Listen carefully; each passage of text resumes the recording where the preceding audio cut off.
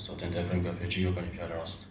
Familjarë të dëshmorëve, të nderuar invalid të luftës, veteran të luftës, të nderuar përfaqësues të institucioneve, kryetari i komunës Ismail Latifi, nënkryetar drejtor të drejtorive, i nderuar komandant Ismet Hara, i nderuar Faredin Hajda, Kasriat Berisha, i nderuar kryetari Këshillit Bashkisë Islame në Rahovec, Shani Efendi Sylka, i nderuar veprimtari i hershëm i çështjes kombëtare, zotëri Dervish Qadraku me shok, të nderuar përfaqësues të partive politike këtu pranë Kuvendit Komunal të Rahovecit.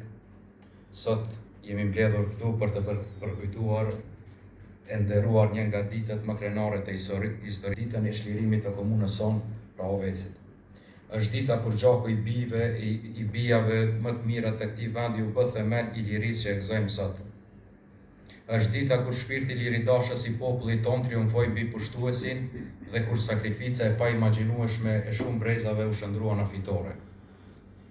Në këtë ditë të madhe, me pietet e respekt të thellë, përkulemi para veprës së përjetshme të dëshmorëve të kombit, të rëndëve për liri, të gjithë atyre që nuk kursyen as jetën e tyre për ta bërë Kosovën të lirë e të pavarur. Çdo cep i Rahovecit e kujton gjakun e tyre dhe çdo brez i sotëm e i ardhshëm e ka për detyrë ta mbajë gjallë këtë kujtim e ta nderojë këtë sakrificë.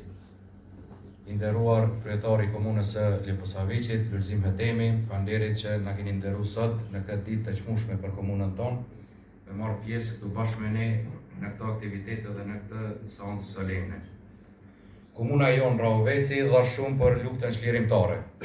Këtu rritën e u formuan luftëtarë të paepur. Këtu ngritën njësitë e lavdishme të ushtrisë çlirimtare të Kosovës. Këtu ngjis dhe u forcua ideali i lirisë që frymëzoi gjithë vendin. Rrugët tona, fshatrat e lagjet tona, malet e orat tona janë dëshmi e asaj lufte të shenjtë dhe atij përkushtimi të pashoq. Sot në këtë përvjetor e kemi për obligim të shprehim mirënjohje të pakufishme për familjet e dëshmorëve, për invalidët e luftës, për veteranët dhe për gjithë qytetarët tanë që, edhe pas çlirimit, me mund, me djerse, me vullnet e nderuan këtë vend. Ata janë vazhduesit e betejës për liri, tashmë në paqe, për zhvillim, drejtësi dhe mirëqenie.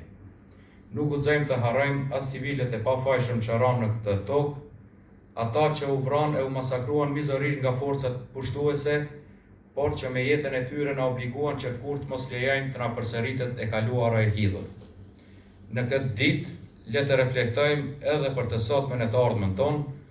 Liria nuk është fundi rrugës, por është fillimi një angazhimi të vazhdueshëm për të bërë Rahovecin e Kosovën më të drejtë, më të zhvilluar dhe më të barabartë për gjithë.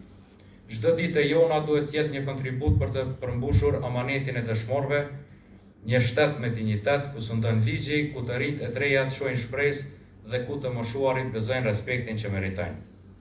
Në emër të lëvizjes vetëvendosje pranë Kuvendit të komunës Rahovecit, ju ftoj që ta mbajmë gjallë frymën e bashkimit, të kujdesit për njëri tjetrin dhe të punës së ndershme për të mirën e përbashkët.